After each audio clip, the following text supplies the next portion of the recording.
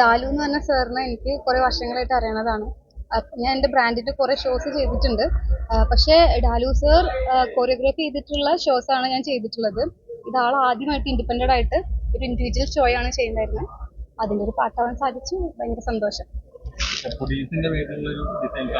അത് അതെ അതെ,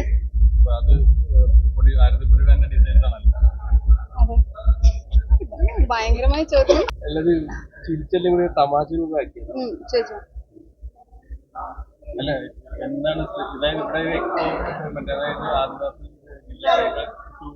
വയനാട് വെച്ചിട്ടാണ് ഷോ. വെറൈറ്റി ആയിട്ടൊന്നല്ല, എൻ്റെ അടുത്തൊരു 2 days മുമ്പാണ് സാർ വിളിച്ച് പറയുന്നത് ഇങ്ങനെ ഒരു ഇതുണ്ട്, വരാൻ സാധിക്കും എന്നുള്ളത്. എനിക്ക് ഓൾറെഡി ഒട്ടും ഫിസിക്കലി വയ്യ, അത് കാരണം കൊണ്ട് ഞാൻ ചെയ്യുന്നില്ല എന്ന് വിചാരിച്ചത്. പക്ഷെ നല്ലൊരു ഓപ്പർച്യൂണിറ്റിയാണ്. സാറിന്റെ കൂടെ വർക്ക് ചെയ്യാന്ന് പറഞ്ഞിട്ടുണ്ടെങ്കിൽ ഭയങ്കര കംഫർട്ടബിൾ ആണ് നമുക്ക്. മാത്രമല്ല ഭയങ്കര ഡെഡിക്കേറ്റഡ് ആയിട്ടുള്ള ഒരാളാണ്. അപ്പൊ സാറ് അങ്ങനെ 2-3 വട്ടം എൻ്റെ അടുത്ത് ചോദിച്ചപ്പോൾ എനിക്കത് മിസ് ചെയ്യണം എന്ന് തോന്നിയില്ല. അത് ഇപ്പൊ എനിക്ക് തോന്നുന്നു ഞാനത് ചെയ്തില്ലായിരുന്നെങ്കിൽ എനിക്ക് വലിയ നഷ്ടമായിരുന്നു. കാരണം കണ്ടായിരുന്നല്ലോ, നല്ല അടിപൊളിയായിട്ടായിരുന്നു അവരെല്ലാം സെറ്റ് ചെയ്തിരുന്നു. സ്റ്റേജ് ആണെങ്കിലും ഓഡിയൻസ് ആണെങ്കിലും എല്ലാം. അതായത് നമ്മുടെ കൂടെ ഉണ്ടായിരുന്ന ഡിസൈനേഴ്സ് ആണെങ്കിലും അവരുടെ വർക്ക് ആണെങ്കിലും എല്ലാം ഒന്നിനൊന്നും എല്ലാവരും ഭയങ്കര അടിപൊളിയായിട്ടാണ് ചെയ്തിരുന്നത്. ഷോർട്ട് ടൈമിലാണ് നമുക്ക് ഈ ഒരു ഓപ്പർച്യൂണിറ്റി വന്നത്. അത് കാരണം കൊണ്ട് നമ്മുടെ ഒരു എക്സ്പെക്ടേഷൻ അനുസരിച്ചുള്ള സംഭവങ്ങൾ സെറ്റ് ചെയ്യാൻ പറ്റിയില്ലെങ്കിലും ഉള്ളതുപോലെ അത്യാവശ്യം നല്ല രീതിയിൽ ചെയ്തു. അവരുടെ നടത്തമൊക്കെ കഴിഞ്ഞപ്പോൾ അവർ തന്നെ പറയണ്ടായിരുന്നു ആർക്കും പറ്റും, അതിപ്പം ഒരു ടീമിന് മാത്രമല്ല ഞങ്ങൾക്കും പറ്റും എന്നവർ തെളിയിക്കണ്ടായി ഒരു ചരിത്രം കുറിച്ചു. അതിനെപ്പറ്റി എന്താണ് ശരിക്കും പറയുന്നത്? അങ്ങനെ കാറ്റഗറൈസ് ചെയ്യേണ്ട ആവശ്യമില്ലല്ലോ ട്രൈബ്സ്, അല്ലെങ്കിൽ നമ്മളങ്ങനെ എല്ലാവർക്കും എല്ലാം പറ്റും. ഇപ്പോൾ ഞാൻ തന്നെ വലിയൊരു എക്സാമ്പിൾ ആണ്. കാരണം ഞാൻ ഭയങ്കര ഷൈ ആയിട്ടുള്ള ഒരാളായിരുന്നു. അപ്പൊ ഞാനൊരു ലാസ്റ്റ് 7 years ആയിട്ട് എനിക്കുള്ള ഒരു മാറ്റം എന്താണെന്നുള്ളത് എനിക്കറിയാം, എന്നെ അറിയുന്നവർക്കറിയാം. പെട്ടെന്ന് ഒരു ദിവസം ഉണ്ടായിട്ടുള്ള ഒരു മാറ്റം കാര്യങ്ങളല്ല. അപ്പൊ നമുക്ക് എല്ലാവർക്കും വിചാരിച്ചാൽ പറ്റും. എനിക്ക് സ്റ്റേജിലൊക്കെ കയറാൻ ഭയങ്കര ടെൻഷനുള്ള ഒരാളാണ്. പക്ഷെ ചെയ്ത് അതിൽ ഒരുപാട് മാറ്റങ്ങൾ വന്നു. അപ്പോൾ എല്ലാവർക്കും എല്ലാം പറ്റും, പറ്റാത്തതായിട്ട് ഒന്നുമില്ല. നമ്മൾ ട്രൈ ചെയ്യാൻ അതിനുവേണ്ടി എഫേർട്ട് ഇടുകയാണെന്നുണ്ടെങ്കിൽ എല്ലാവർക്കും ചെയ്യാവുന്ന തന്നെയേ ഉള്ളൂ. എന്താ കല്യാണം? കല്യാണം June 26 ചെയ്യണം.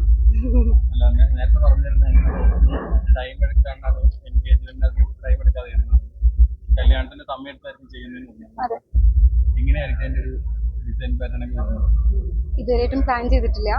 എന്തായാലും അടിപൊളിയായിട്ട് ചെയ്യണമെന്ന് വെച്ചാൽ ഞാൻ ഡിസൈനർ ആണല്ലോ, അപ്പോൾ ഒരുപാട് ക്ലയൻസിനെ ഡിസൈൻ ചെയ്ത് കൊടുക്കാറുള്ളതാണ്. അപ്പോൾ നമ്മുടെ തന്നെ സ്വന്തം ഫംഗ്ഷൻ വരിക എന്ന് പറയുമ്പോൾ നമുക്ക് ഭയങ്കര എക്സൈറ്റഡ് ആയിരിക്കും, നമ്മ എങ്ങനെ ഇടണം എന്നുള്ളത്. പക്ഷെ ഇതുവരെയും ഒന്നും തീരുമാനിച്ചിട്ടില്ല. ഇപ്പോൾ ക്ലയൻസിന്റെ വർക്കാണ് നടന്നുകൊണ്ടിരിക്കുന്നത്. ഇതിന്റെ ഇടയിൽ ഒരു ടൈം കിട്ടുമ്പോൾ നമ്മുടെ ചെയ്യും.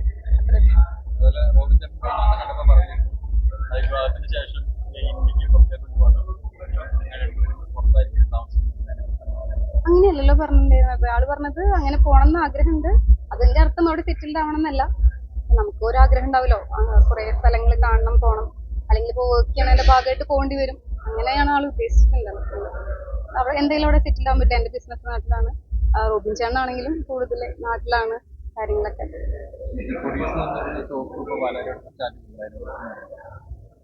നിങ്ങളുടെ വളരെ സീക്രട്ട് ആയിട്ടാണ് ഞാൻ ഫംഗ്ഷൻ നടത്തിയത്. നിങ്ങളാരും അറിഞ്ഞിട്ടുണ്ടായിരുന്നില്ലല്ലോ. അപ്പോൾ കഴിഞ്ഞ മാസമായിരുന്നു, ജനുവരിയിലായിരുന്നു ഓപ്പൺ ചെയ്തിട്ടുണ്ടായിരുന്നത്. ഓൾറെഡി നമുക്ക് ബൊട്ടീക്ക് ഉണ്ടായിരുന്നു. പക്ഷെ അത് പ്രൊഡക്ഷൻ യൂണിറ്റും സ്റ്റാഫ് അക്കോമഡേഷനും ബൊട്ടീക്കും 3 സെപ്പറേറ്റ് ആയിട്ടായിരുന്നു. ഇപ്പൊ എല്ലാം കൂടെ നമ്മളൊരു പ്ലേസിലോട്ടാക്കി. അത് കല്യാണത്തിന് മുമ്പ് എനിക്ക് ചെയ്യണം എന്നുള്ളൊരു ആഗ്രഹമായിരുന്നു.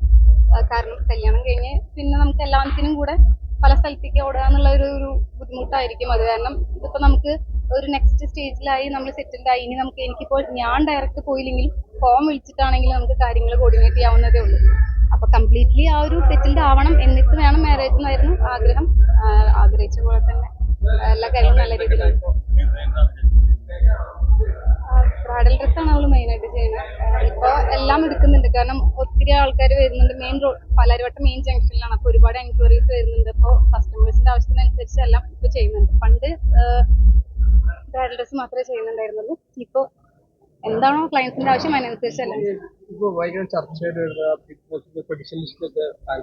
പേര് കാണാറുണ്ട്. അപ്പൊ അതിനെന്തെങ്കിലും വിളിച്ചിരുന്നോ, അല്ലെങ്കിൽ ഇന്റർവ്യൂസ് എന്തെങ്കിലും കഴിഞ്ഞു അങ്ങനെ എന്തെങ്കിലും? അങ്ങനെ ഒന്നുമില്ല. ഞാൻ അങ്ങനെ പോകാൻ ആഗ്രഹിക്കുന്ന ഒരാളുമല്ല. ഇതിൽ മുന്നേ ഒരു വട്ടം നമ്മളെ വിളിച്ചിട്ടുണ്ട്, പിന്നെ നമ്മളെ വിളിച്ചിട്ടില്ല.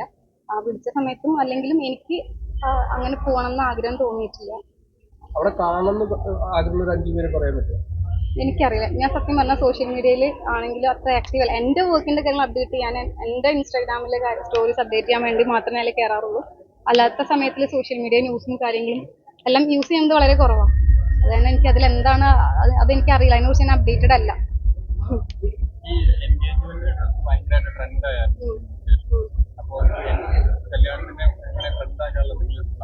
അത് ട്രെൻഡ് ആക്കാൻ വേണ്ടിയിട്ട് ഞാൻ ഒന്നും ചെയ്തിട്ടുണ്ടായിരുന്നില്ല. അത് ട്രെൻഡ് ആയി പോയതാണ്. ഇല്ല, എനിക്ക് ഭയങ്കര ഇഷ്ടമുള്ള കാര്യമാണ്. എന്തെങ്കിലും ഫംഗ്ഷൻ വരുമ്പോൾ ഒരുങ്ങി പോകാനും ഡ്രസ്സ് ചെയ്യാനൊക്കെ ഇഷ്ടമുള്ള കാര്യം. അപ്പൊ നമ്മുടെ കല്യാണം എന്ന് പറയുമ്പോൾ കുറച്ച് നല്ല രീതിയിൽ ഡ്രസ്സ് ചെയ്യണമെന്ന് ആഗ്രഹമുണ്ട്. അത്രേ ഉള്ളൂ. ട്രെൻഡ് ആക്കണം ഒന്നും ഇല്ല. അല്ല, ഫെബ്രുവരി 16 നമ്മുടെ എൻഗേജ്മെന്റ് കഴിഞ്ഞ ദിവസമാണ് അനൗൺസ് ചെയ്തത്. അതെന്റെ പ്ലാൻ ആയിരുന്നു. കാരണം എനിക്ക് വേണ്ടിയിട്ടായിരുന്നു ഇത് കുറച്ച് ഡിലേ ആക്കിയിട്ടുണ്ടായിരുന്നത്. അപ്പൊ എനിക്ക് എന്റേതായ ചില കാര്യങ്ങൾ ഉണ്ടായിരുന്നു, അത് കാരണം കൊണ്ടായിരുന്നു. ഇപ്പൊ റോബിൻ ചേട്ടൻ അപ്പത്തേക്കും പിന്നെ റോബിൻ ചേട്ടനും കുറച്ച് കാര്യങ്ങൾ ബിസിനസ്സും കാര്യങ്ങളൊക്കെ വന്നു. അപ്പൊ നമ്മൾ രണ്ടുപേരും പ്ലാൻ ചെയ്തിട്ടാണ് ഈ ഒരു ടൈം എടുത്തത്. രണ്ടുപേരുടെ കാര്യങ്ങൾ ഓൾമോസ്റ്റ് എല്ലാം ഓക്കെ ആയി. ഇനിയിപ്പോ നമുക്ക് കല്യാണം കഴിക്കുന്നതുകൊണ്ട് ഡേറ്റ് ഫിക്സ് ചെയ്യുന്നതുകൊണ്ടും കുഴപ്പമില്ല. അപ്പൊ എൻഗേജ്മെന്റ് കഴിഞ്ഞ ദിവസം തന്നെ പറയുകയാണെങ്കിൽ നല്ലതല്ലേ?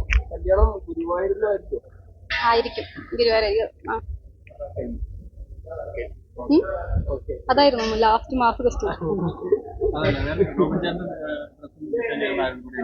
അയ്യോ അല്ല, അതെനിക്കറിയില്ല. ഞാനല്ല എൻഗേജ്മെന്റിന് ഞാൻ പാറ്റേൺ കാണിച്ചു കൊടുക്കും. ചെയ്തത് വേറെ ഒരു ചേച്ചിയായിരുന്നു. ചേച്ചി അടിപൊളിയായിട്ട് ചെയ്തിട്ടുണ്ടായിരുന്നു. അപ്പൊ ഇത്തവണ ആരാ ചെയ്യാന്ന് എനിക്കറിയില്ല. എനിക്കറിയില്ല, എന്റെ കാര്യങ്ങളൊന്നും പ്ലാൻഡ് അല്ല. ഓരോ സിറ്റുവേഷൻ അനുസരിച്ച് വരുന്നതിൽ നിന്നും നല്ലത് നോക്കി ചെയ്യാം.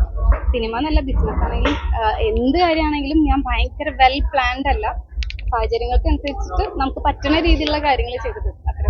ഇന്ന് എനിക്ക് കുറച്ചുകൂടി സന്തോഷം ഉള്ള കാര്യം എന്ന് വെച്ചാൽ, പണ്ട് ഞാൻ ഷോസ് ചെയ്യുമ്പോൾ എൻ്റെ പാരൻസ് ഉണ്ടാവാറില്ല. കാരണം അച്ഛൻ പുറത്തായിരുന്നു. പിന്നെ അമ്മ അച്ഛനില്ലാതെ അങ്ങനെ അധികം പുറത്ത് വരുന്ന ഒരു കൂട്ടത്തിലല്ല. പക്ഷെ ഇത്തവണ എൻ്റെ പാരൻസ് എൻ്റെ കൂടെ ഉണ്ടായിരുന്നു. അതാണ് എനിക്ക് ഭയങ്കര ഒരു സന്തോഷം തന്നെ. 7 വർഷം മുമ്പ് ദാലുവിന്റെ ഷോ ചെയ്യുന്ന സമയത്ത്, ദാലു സാറിന്റെ കൂടെ ഞാൻ ഷോ ചെയ്യുന്ന സമയത്ത് അച്ഛനൊന്നും ഉണ്ടായിരുന്നില്ല. ഇത്തവണ ഒരു ഫസ്റ്റ് ടൈമാണ് ഞാൻ അങ്ങനെ എന്റെ ബ്രാൻഡിന്റെ തന്നെ ഷോ മുന്നേ ചെയ്തിരുന്ന സമയത്ത് അച്ഛനൊന്നും ഉണ്ടായിട്ടുണ്ടായിരുന്നില്ല.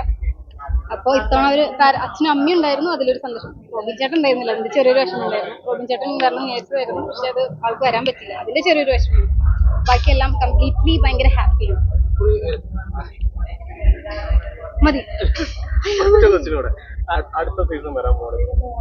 അപ്പോ റോബിൻ എപ്പോഴും ആളുകൾ നമ്മൾ വീഡിയോ ഇടുമ്പോൾ പോലും നല്ല കമന്റ്സും കാര്യങ്ങളൊക്കെ വരാറുണ്ട്. അപ്പൊ അതിനെ കുറിച്ച് എന്താണ് ഇത്രയും സീസൺ ഏറ്റവും കൂടുതൽ ആരാധകരുള്ള, ഏറ്റവും കൂടുതൽ സോഷ്യൽ മീഡിയയിൽ റീച്ചുള്ള